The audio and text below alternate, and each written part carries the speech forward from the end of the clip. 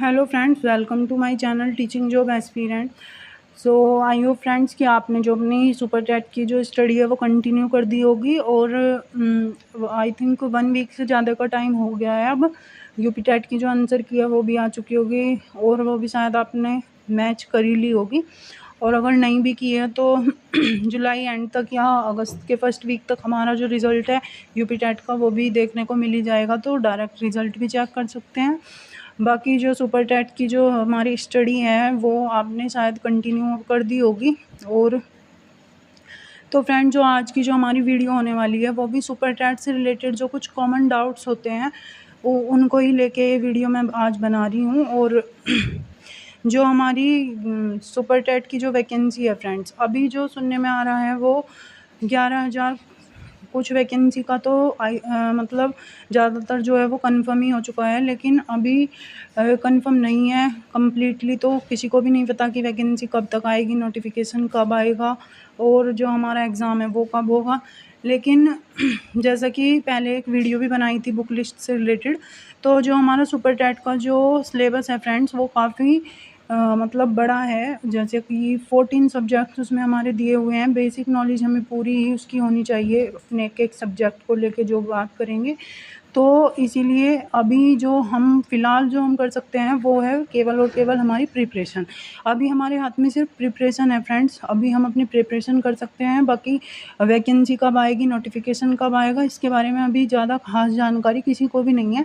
लेकिन एक बात और, जैसा कि लास्ट टाइम जब वैकेंसी आई थी उस टाइम भी ऐसा ही हुआ था कि वैकेंसी आई थी और बस चली गई थी, क्योंकि 1 से 1.5 महीने का टाइम भी मुश्किल से ही मिला था। और अभी जैसे कि मैंने केवीएस का एग्ज़ाम दिया था उसमें भी ऐसा ही हुआ कि प्री का के लिए भी हमें ज़्यादा टाइम नहीं मिला था। तो जो है इसी तरीके से सुपर टेट में होने के भी चांसेस हैं, क्योंकि अगर इलेक्शन की वजह से अचानक से वैकेंसी आई तो आके कब चली जाएगी पता भी नहीं चलेगा। 1 से 1.5 महीना 2 महीना अगर हमें मिलेगा भी तो उस टाइम हमारे माइंड पे प्रेशर इतना होगा कि हम उसकी जो प्रिपरेशन है अपनी वो उसे कंटिन्यू कर ही नहीं पाएंगे।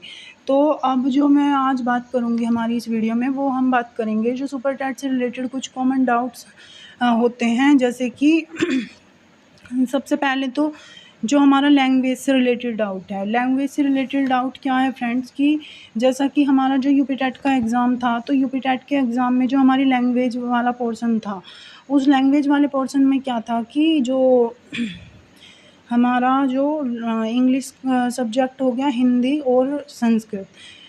हिंदी लैंग्वेज यूपी टेट के एग्ज़ाम में हमारी कंपलसरी थी और जो हमारी संस्कृत और इंग्लिश थी उसमें से हमें अपनी मन मर्ज़ी के अकॉर्डिंग एक लैंग्वेज हमारी सेलेक्ट करनी होती थी।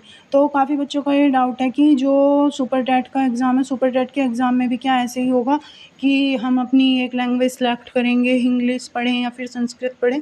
तो फ्रेंड्स, इसका आंसर है नो। यूपी टेट के एग्ज़ाम की तरह सुपर टेट के एग्ज़ाम में हमें अपनी एक लैंग्वेज सेलेक्ट करने का जो ऑप्शन है वो नहीं मिलेगा।